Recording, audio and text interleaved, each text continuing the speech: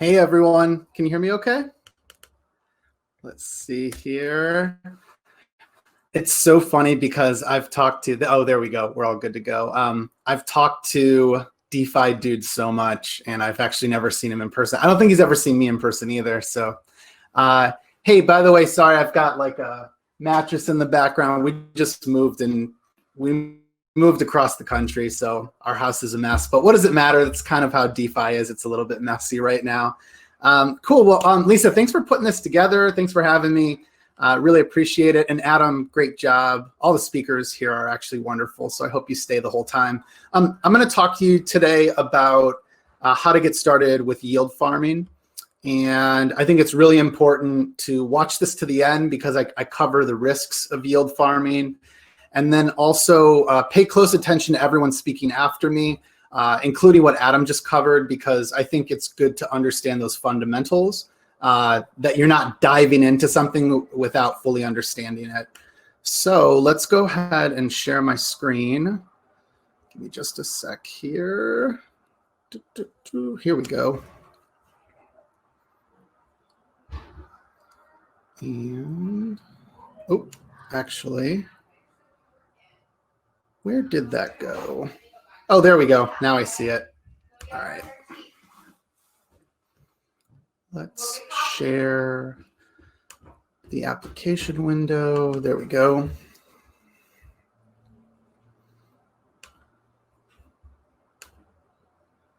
Okay. I'm going to just double check the chat once more because I've given like a 15-minute presentation once and I wasn't sharing my screen. So let me know if you can see my screen. Good. Okay. Excellent. Thank you. All right. So I'm going to hop back and forth between some slides and actual live examples in my portfolio. So here we go. All right. So anyways, yeah. So we'll talk all about yield farming today. Just a quick background in case you don't follow me or you've never watched any of my DeFi tutorials. I have been in the Ethereum space for about 3 years. I've been obsessed with DeFi for about a year, kind of fell in love with it last summer because I recognized compound and token sets were really starting to become more exciting.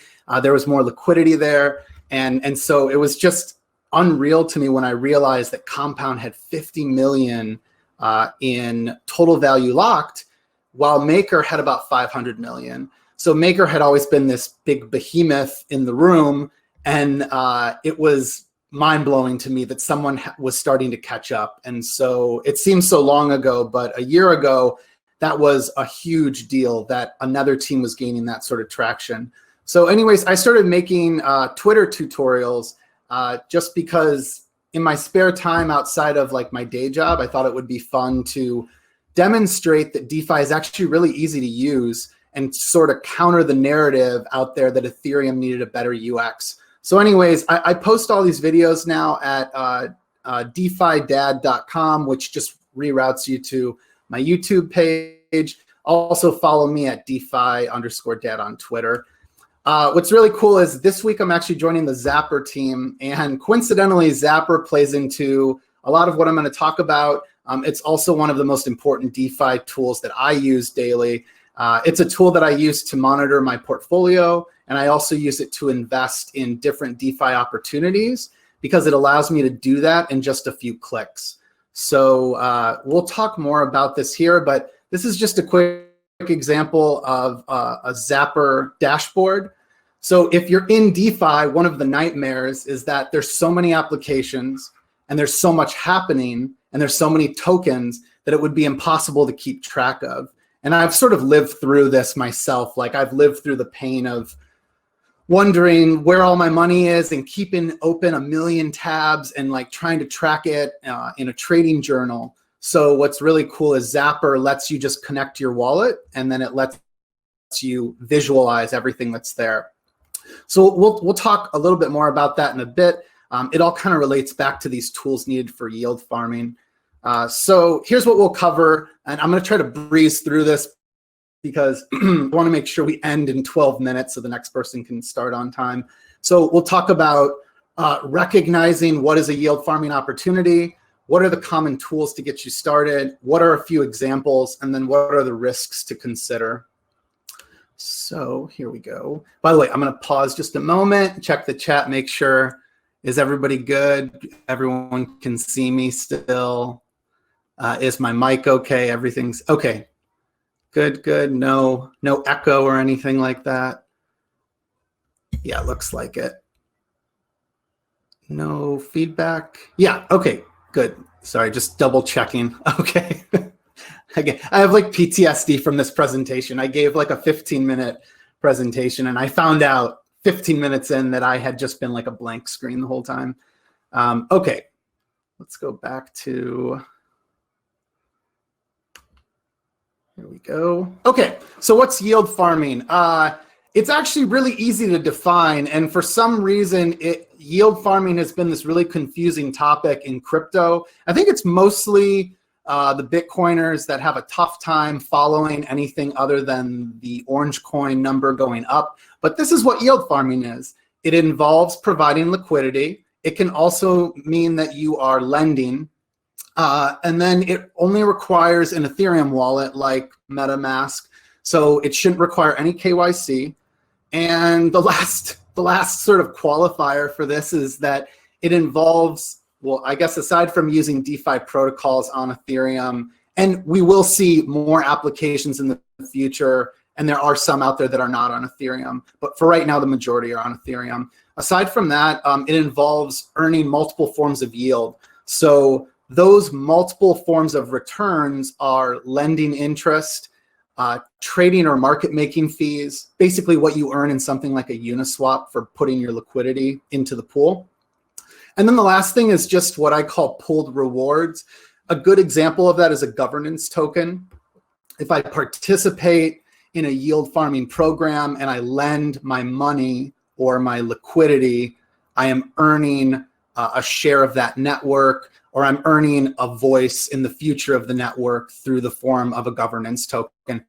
It's basically like a customer acquisition cost, but it's so much better because you're creating loyalty for folks to participate in your ecosystem, in your application, by giving them a voice in the future upgrades and proposals to the protocol. So it just means I have voting rights. Now, aside from that, I'm not going to not acknowledge that governance tokens have a value, but it goes beyond what's happening within the confines of the DeFi protocol or application.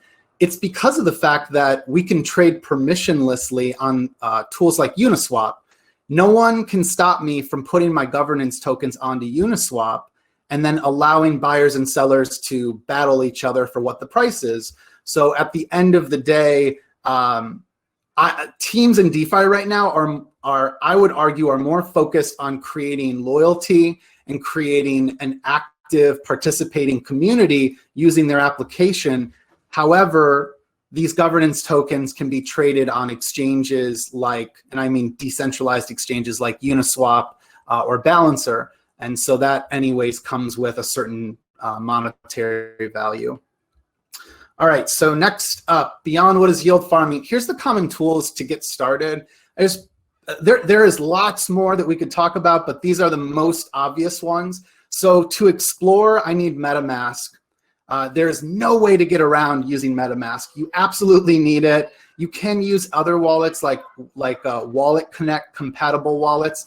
It's a wallet like Argent where I just scan a QR code on my computer, and then I am able to connect my mobile wallet on my phone to what's on the screen. But I would highly recommend MetaMask. It is one of the best and most secure wallets, and the user experience keeps getting better.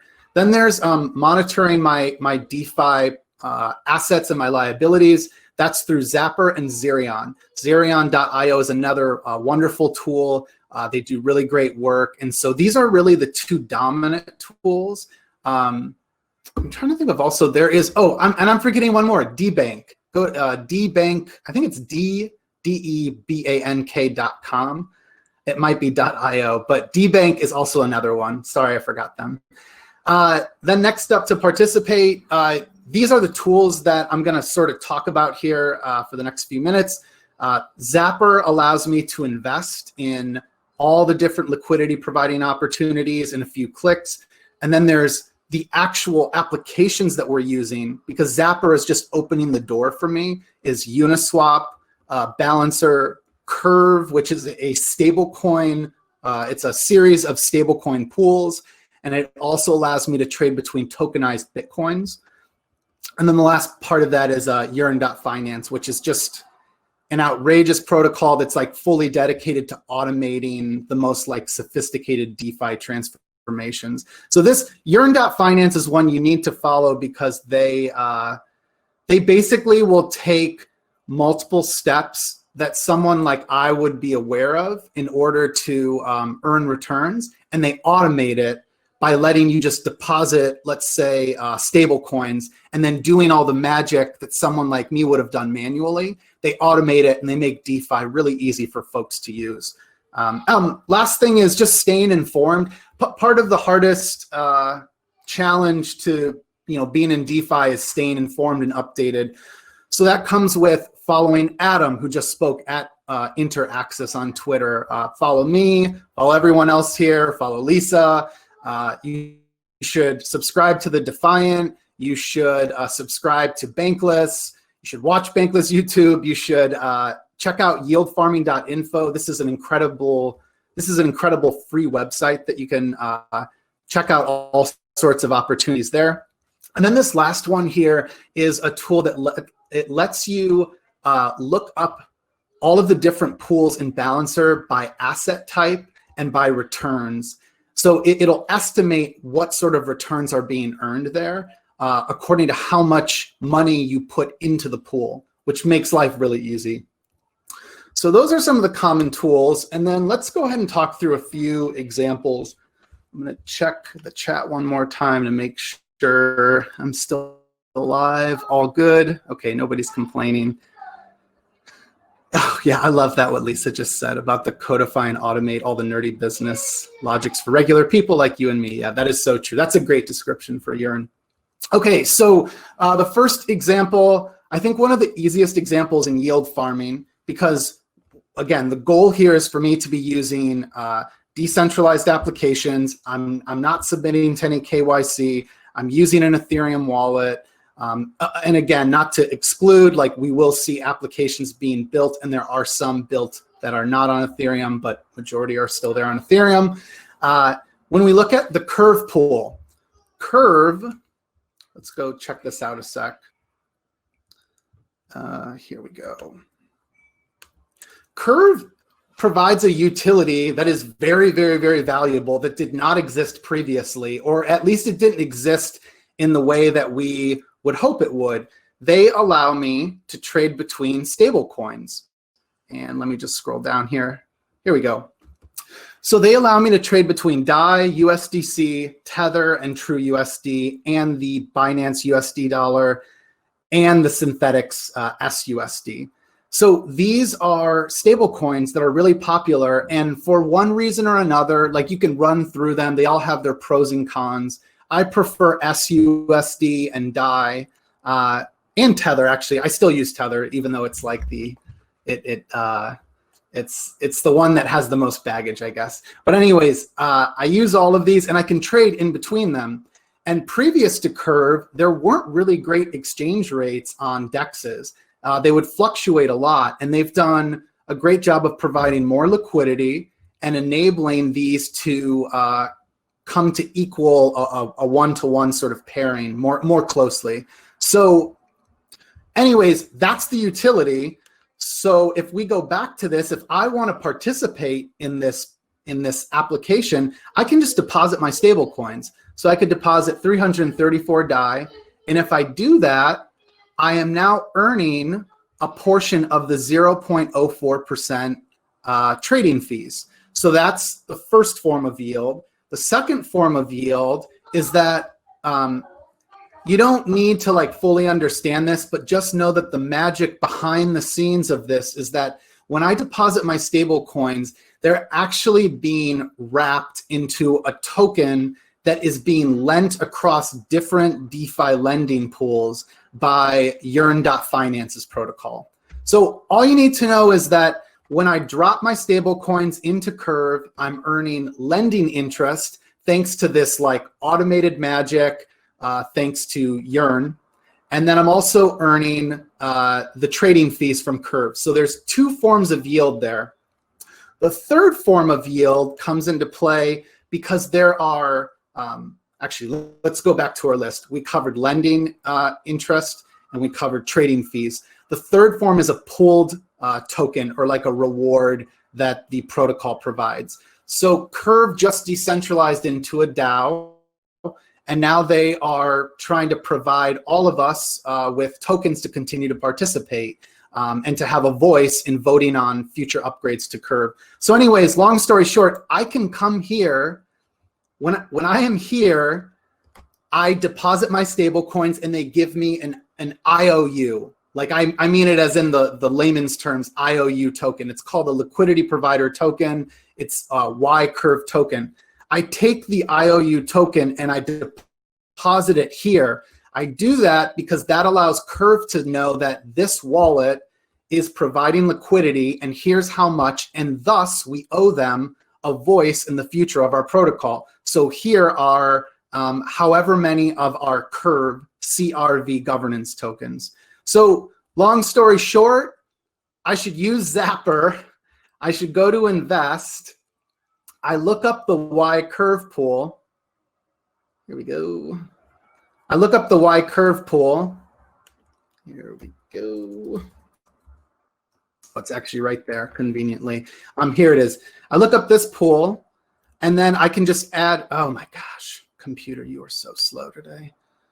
Here we go. And I can add liquidity. So I was just showing you the multiple applications there, but I could just go here and I could actually just add my DAI and zap it in. And now I'm a liquidity provider. And then the final step of that, which I cover in a tutorial that is at DeFiDad.com, I go here as the final step and I stake the YLP token, or deposit. If you ever hear stake, it just means deposit. It's just a word that gets used in DeFi. So I'm earning 3 forms of yield for just providing stable coins. And this is why yield farming is so addictive. This is why yield farming is so exciting. There are all these different ways for me to earn passive income. And that passive income is like passive income on steroids, because there's all these new opportunities, and I would argue that most of the world doesn't know about it yet. Okay, so I'm gonna skip I know I'm running low on time, or I'm about to run over. So we covered the main example here of earning 3 forms of yield. The only other one I just wanted to briefly touch on is I have the ability to automate even more of like how I'm earning those returns. So earlier, I deposited stable coins into Curve that was earning me interest and trading fees. However, instead of me having to go to the Curve DAO and stake or deposit the Curve YLP token, I can instead go to Yearn Finance. So this is another yield farming tool that you got to check out, because they enable you to deposit tokens like the Wi-Fi token or DAI or USDC, or they let you deposit the Curve YLP token. So I'm earning lending interest, I'm earning trading fees because I'm in Curve, but then I'm taking that LP token, I'm depositing it here, and at this point in time, according to the market numbers, I'm earning about 90% ROI, and that's based in US dollars, it's annualized. The numbers fluctuate daily, but this has held above 90% for a few weeks now. It's magic. I mean, I can drop it in, and the magic is that a team that is very smart, that could have clearly just continued to do all of this on their own and made humongous returns and did not have to share any of this detailed information with us, I think was smart enough to code it into their protocol, and they're automating all of it for me. So now I'm just depositing my liquidity, and I'm earning additional returns from that. So that's that was the other example there, just another way for me to earn on top of the 10 to 60% on average that I see in the Curve Y pool. This adds another 90%, which is like an outrageous number. And like really it could go away. In the next month, we could see it drop to 50% and down to 20% or whatever. But like, what, I mean, who cares? Like my bank pays 0.01% right now. So, you know, I mean, these are outrageous numbers, and this is all possible because this is peer-to-peer finance and we don't have the middlemen that we have to pay. So last thing I just want to cover very quickly, because I need to hop off, is risks to consider. I cover these in every single DeFi video. I know Adam from Interaxis is really good about covering these as well. I think as a community, we have to continually remind each other, like, if you're telling someone about an opportunity, you should be thinking about the many risks here that continue to show up in every DeFi application, or show up in quite a few of them, so that we're mindful of them and we're thinking about how to mitigate that risk. Number one, in every DeFi application, you have smart contract risk. That means there could be a bug, and that bug could mean that all of the funds could be drained out of it. That's like the doomsday scenario. When you yield farm, you're using multiple protocols, or throw out the word protocol. You're using multiple applications, and those applications are being stacked on top of each other. Well, while the returns are being stacked, and that's the most wonderful thing in the world, and everyone loves to see more money, you're also stacking risk. So it means that like I'm really adding risk to my exposure to all these different DeFi applications because I'm using them all at once. The other thing to be aware of, which I don't run into as much because I tend to use the more premier names in DeFi, and I'm very careful about the newer stuff that I dabble in, even though like that's kind of what makes DeFi interesting, is that anybody can launch anything and they don't have to ask permission. I'm just always thinking about scammers. What if someone launches an application and holds on to the admin key? In other words, what if someone launches it, says it's decentralized, but really they've maintained administrative control from, like, think of it like from the back end, and now you're depositing money into something that they can just, you know, they can withdraw themselves and walk away with all the money. This is gonna happen eventually, and it really, I think we've been lucky so far it hasn't. It's gonna happen. You should be questioning every time a new DeFi app comes out, how do I know that I can trust them? You know, like, is there a verifiable team identity? You know, like, are there, I hate to put this on me, but like, this is my worst nightmare. I think about, what if I start using an app and I've posted about it and people trust now that that application is safe to use because they saw it on my YouTube page. So anyways, this is one of the scarier things. The other thing is, I'm gonna skip governance compromise, but it's just referring to like, what happens if someone gains too much control and voting rights? They could technically vote against the best interests of the community. But then again, why would you do that? Because if they're holding the token, they want it to go up in value. And if you're voting against the interests of the community, like, wouldn't the token go down in value? Impermanent loss, this refers to if I'm holding liquidity in like Uniswap, if I go into a pool at a certain price and the price skyrockets or drops in value, the ratio of the amount of tokens I have is going to change, and that could be good or bad depending on what my strategy is. Google impermanent loss, it's a really important term to understand. Last few things, stable coins or tokenized Bitcoins, those can depeg. So they haven't. I mean, they've continued to always hold within, I think, a reasonable range, but DAI has traded at nearly a 10% premium. We've seen other tokens fall well below the dollar. We all worry about the black swan event. Like, what happens if like the world melts down and I'm holding these assets and they become worth half as much value? And then the last thing is just sort of a general warning. Everything in DeFi is interconnected. If you look at the way Curve works and the Yearn Finance protocol, and you look at all the liquidity in Uniswap and other protocols, it's nuts. So like, it's nuts because it all like works together in this beautiful sort of symbiotic harmony. Just be aware of that like there is a lot of risk in this. And so I think it's important to think about how much money could I lose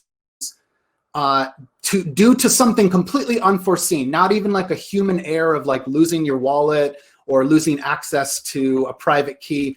What if something happens totally out of your control? Could you continue on with your life? That's how I think about it, and that's how I limit my exposure. So anyways, thanks so much for letting me present. And Lisa, I am so sorry for going way over, but I hope this was helpful. And yeah, follow me at DeFi_Dad. Also check out